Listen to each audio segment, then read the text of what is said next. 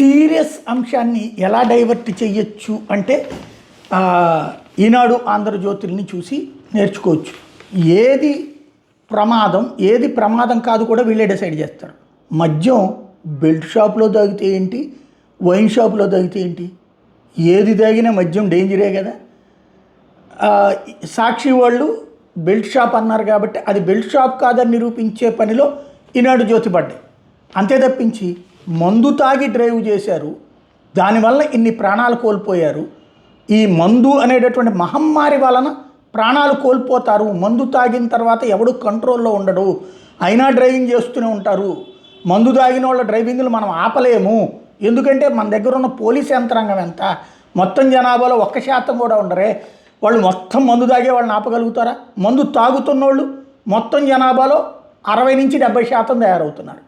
మందు తాగి డ్రైవ్ చేస్తున్న వాళ్ళు కనీసం 30-40% ఉంటారు.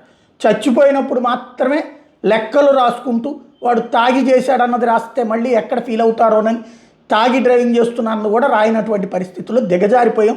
నిన్న రాసినటువంటి ఆంధ్రజ్యోతి ఇప్పుడు కర్నూలులో ఆ ఎర్రిస్వామి ఎవరైతే శివశంకర్తో కలిసి డ్రైవ్ చేసినటువంటి సందులో వెనకాల కూర్చున్నటువంటి అతను ఒక చెత్త కాంట్రాక్టర్ దగ్గర హైదరాబాద్లో డ్రైవర్గా పనిచేస్తాడట. అతను ఇక్కడ ఒక పెళ్ళికి వచ్చాడట. ఆ వచ్చినటువంటి సందర్భంలో వాళ్ళ అమ్మ ఊళ్ళో లేదు. ఇతను ఫ్రెండ్ అయినటువంటి శివశంకర్కి ఫోన్ చేస్తే వచ్చాడు. ఇద్దరు కలిసి 2 సార్లు అక్కడ మందు కొట్టారట, 2 క్వార్టర్లు తాగారట. ఎవరి డబ్బులు వాళ్ళే ఇచ్చుకున్నారట. ఆ తాగడం పూర్తయిన తర్వాత ఇద్దరు ఇంట్లో పడుకున్నారట. పెళ్ళికి వెళ్ళాలట 2వ రోజు పొద్దున. పెళ్ళికి వెళ్దాము పొద్దున్నే వెళ్ళాలని చెప్పి వాళ్ళ అమ్మకి చెప్తే నువ్వు రాత్రిపూట్ల వెళ్ళబాకండి అందట. అయినా సరే ఈడు ఆ శివశంకర్ అనే అతను నాకు బండి తోలడం అలవాటే, నైట్ పూట తోలడం అలవాటే అంటే సరే అని బయటకు వచ్చారట. బండి ఎక్కడానికి కూర్చుంటే నన్ను కర్నూలు బస్టాండ్ దగ్గర వదిలిపెట్టి నేను వెళ్తాను, లేదు నేను డోన్లోనే వదిలిపెడతాను పదా అని చెప్పాడట. మందు కొట్టున్నటువంటి మత్తులో ఇంకోటి ఆ బండికి కనీసం ఫ్రంట్ లైట్ కూడా పనిచేయట్లేదట. అయినా సరే ఆ సిగ్నల్ లైట్ దాంతోనే బయలుదేరాడట. ఆ తర్వాత పెట్రోల్ బంక్ దగ్గరికి వెళ్ళారట. పెట్రోల్ బంక్ దగ్గర ఎవరు నిద్రలో ఉంటే కేకలేస్తే చివరికి లేచి వాళ్ళు వెనక్కి రమ్మని చెప్పేసి పెట్రోల్ పోసి ఆ తర్వాత మీరు బండి ఇట్లా డ్రైవ్ చేయబాకండి ప్రమాదం అని కూడా చెప్పారట. అయినా వెళ్ళారు.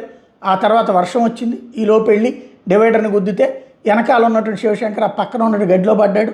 డ్రైవ్ చేస్తున్న వెనకాల ఉన్న ఎర్రిస్వామి డ్రైవ్ చేస్తున్న శివశంకర్ అక్కడికక్కడే చచ్చిపోయాడు. ఆ బండి వచ్చి ఈ నడి రోడ్డు మీదకి వచ్చేటప్పటికి కావేరీ ట్రావెల్స్ గుద్దింది. ఇది ఓవరాల్గా జరిగింది. అయితే ఇందులో మందు తాగడం వల్లనే కదా ఆ గుద్దుకోవడం జరిగింది. మందు తాగి డ్రైవ్ చేయడం వల్లనే కదా చచ్చిపోయింది. అతను చచ్చిపోవడంతో పాటు బస్సు తగలబడింది. దీంట్లో బెల్ట్ షాప్ అయితే ఏంటి, పర్మిట్ రూమ్ అయితే ఏంటి. సాక్షి కోసం కాదు కదా మనం మాట్లాడాల్సింది, ప్రజల కోసం కదా. అక్కడ మిస్ అవుతున్నారు లాజిక్.